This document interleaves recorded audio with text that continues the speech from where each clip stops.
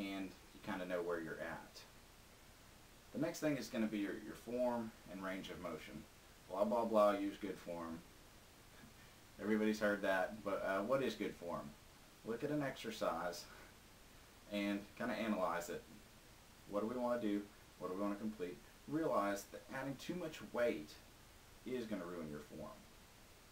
So, doing an exercise with poor form or too quickly, we're going to end up recruiting other muscles to do the job and end up not working the muscles that we originally intended to work.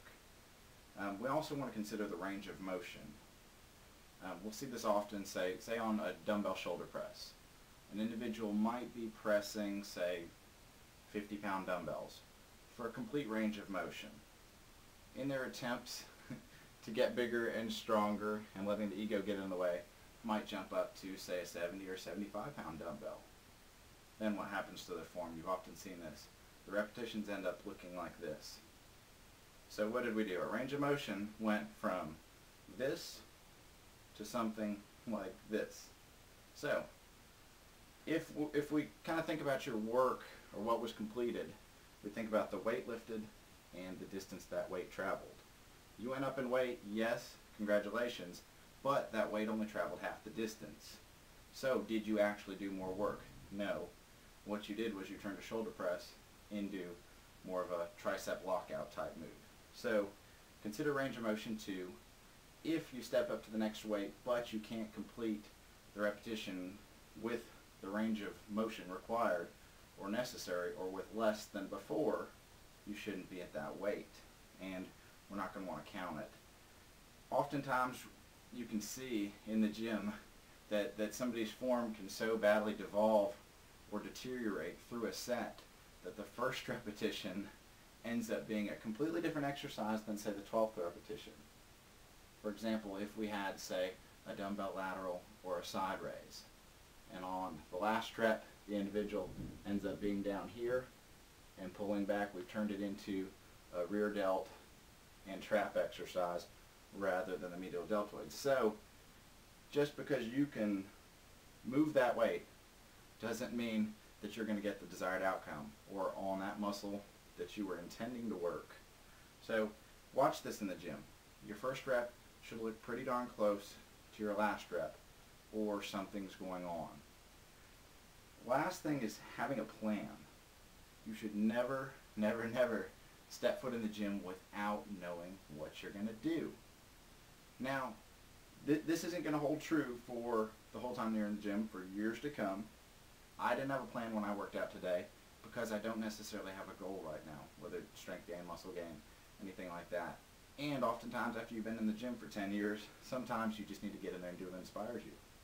But if you're starting out and wanting to produce results, you need to have a plan. And that's not just per day, that's per week, per month, per 6 months, even a year. So once you get into it and start kind of reading and researching, you're going to learn there's something called periodization.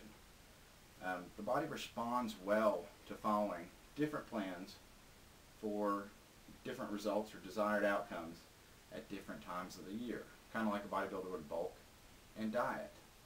You'll often get further by not following one goal all year long, but by periodizing or breaking up your year into segments.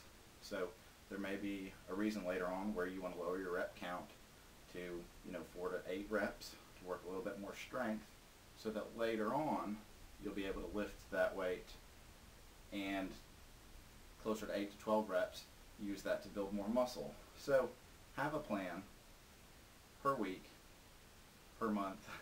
Think a little more long term. So never walk in the gym without having a plan. The last thing is have a log. This kind of would fall into the same category of having a plan.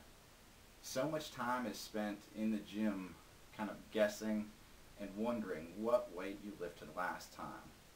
Now, if you're actively pursuing a goal and you want to produce results, every workout you do is dependent on what you did in the previous workout.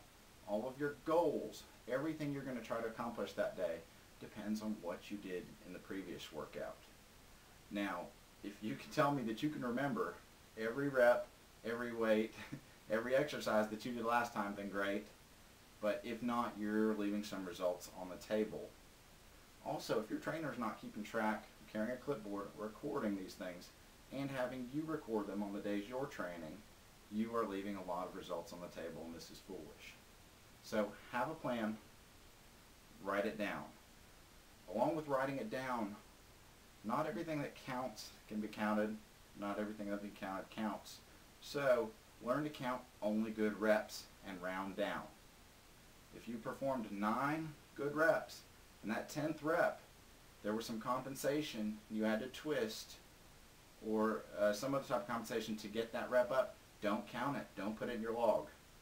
But stepping back, you shouldn't even have gone for that rep. You should have realized kind of where you were at in terms of failure. But only record good reps, or else you're not going to know what you actually did the next time. So have a plan, and it would look something like this is what we would do with our clients. So the client would come in and complete this workout and look at the previous workout and go from there and set your goals. Last time I only did 8 reps on the last set. Today I know I need to get 9 or 10. This will be a good way to judge your results and set goals for the day. See where you're at, and it's going to hold you accountable too. So follow all those things and you will be producing results quickly and in no time.